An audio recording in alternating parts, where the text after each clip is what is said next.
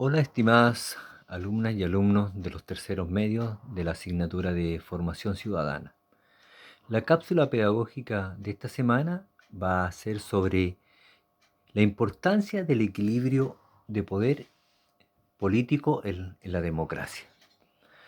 Por lo tanto, el objetivo es que ustedes identifiquen los poderes del Estado, sus funciones, quiénes lo ejercen y su importancia en un régimen democrático.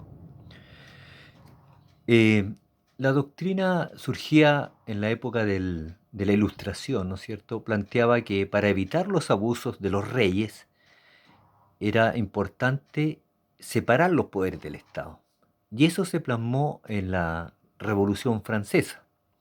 Por primera vez en la historia, entonces, los tres poderes del Estado ya no estaban en una sola persona, que era el rey, y ahora estaban separados. Se le quitaron al rey porque los reyes abusaban del poder. Entonces se decidió entonces en los estados modernos separarlo.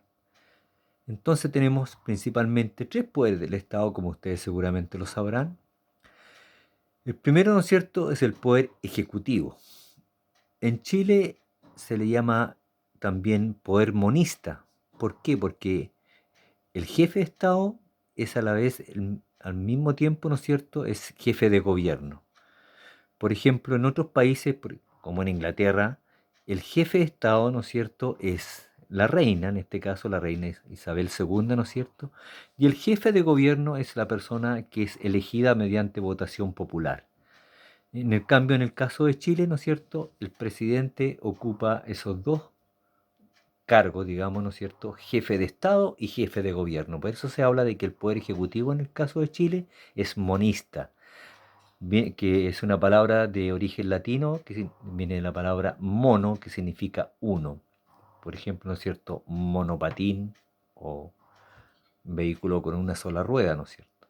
Por eso se llama, como vuelvo a repetir, monista, porque el presidente cumple este doble papel, jefe de Estado y jefe de gobierno. ¿Qué funciones tiene el Poder Ejecutivo? Vamos a nombrar solamente las más importantes. Concurrir a la formación de las leyes, es decir, el presidente de la República puede enviar proyectos de ley, ¿no es cierto?, al Poder Legislativo o Congreso para que éstas sean discutidas y aprobadas. O sea, él tiene la facultad, en este caso el presidente de la República, de hacer leyes. Por supuesto que estas leyes tienen que ser aprobadas por el Poder Legislativo. No es que él traiga y decía, ya quiero hacer esta ley y se publica inmediatamente, no, se discute, pero tiene la facultad de hacer leyes. Convocar a plebiscito, que es algo que estamos, ¿no es cierto?, aportan en nuestro país de un plebiscito el 25 de octubre, ¿no es cierto?, que va a ser muy importante para el país. La única persona que tiene la facultad de convocar a estos plebiscitos o consultas ciudadanas, plebiscito quiere decir eso, consulta ciudadana, es entonces el presidente de la República.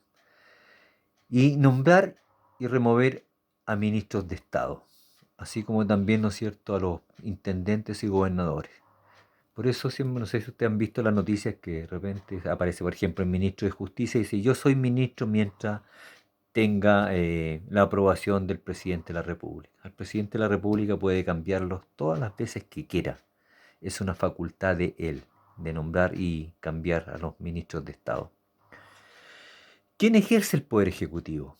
Bueno, el presidente de la República, ¿no es cierto? Los ministros, que son sus representantes o nombrados directamente por él. Los intendentes, que son los que están a la cabeza de cada región. Y los gobernadores, que son los que encabezan, ¿no es cierto?, las provincias. Esto va a ser seguramente hasta este último año, porque ya se aprobó la ley y ya este año deberíamos entonces elegir a los intendentes y gobernadores mediante votación popular. Eso debería ocurrir a final de año, pero al parecer se va a postergar por esto de la pandemia. Pero ya a partir del próximo año el presidente no va a poder entonces ni nombrar ni a intendentes ni gobernadores, sino que van a ser elegidos, pero sí a los ministros. Bien, el segundo poder del Estado entonces es el poder legislativo. que viene de la palabra legislar, que significa hacer leyes. ¿Ah? Ese, ese es el significado de poder legislativo. Legislar. Legislar es hacer leyes. ¿Qué funciones tiene el poder legislativo? Representar a la ciudadanía. ¿No es cierto? Ahí están los diputados y los senadores que supuestamente son nuestros representantes que llevan la opinión, ¿no es cierto?, de los electores a esta instancia donde se discuten, ¿no es cierto?, y se hacen las leyes y los problemas que afectan al país. Por lo tanto, la primera función del Poder Legislativo es representar a la ciudadanía, a los que votaron por ellos. La segunda función es concurrir a la formación de las leyes. Al igual que el presidente, ¿no es cierto?, los senadores y los diputados tienen la facultad de proponer leyes que van a ser discutidas y aprobadas, ¿no es cierto?, en el Congreso. Y en tercer lugar, fiscalizar los actos de gobierno. Por eso, por ejemplo, ustedes han visto últimamente que se han hecho acusaciones constitucionales, por ejemplo, contra el ex ministro de la Salud, el señor Mañalich. ¿Con qué finalidad? Con la finalidad de fiscalizar los actos de gobierno. Entonces él es citado al Congreso y ahí se le hacen preguntas, ¿por qué hizo esto? ¿Por qué no hizo esto otro? Y tiene que explicar su actuar frente a los diputados y senadores. ¿Quiénes ejercen este poder legislativo? Bueno, lo ejerce el Congreso, un Congreso bicameral, 2 cámaras. Hay algunos países que tienen solamente una cámara. O sea, o tienen solamente senadores o diputados, pero no los dos. En el caso de Chile nosotros tenemos un Congreso bicameral, que son los senadores y los diputados. Entonces ahí tenemos los dos primeros poderes del Estado. En tercer lugar, tenemos el poder judicial. ¿Qué funciones tiene el poder judicial? Establecer la correcta y justa aplicación de las leyes vigentes. Esa es la principal función del Poder Judicial. Ellos tienen que ver y vigilar, ¿no es cierto?, que las leyes se apliquen correctamente en la República y se le apliquen correctamente a los ciudadanos de este país. Y la otra función es que pueden impartir órdenes directas a la fuerza pública, que en el caso de Chile son la PDI, la Policía de Investigaciones, y Carabineros.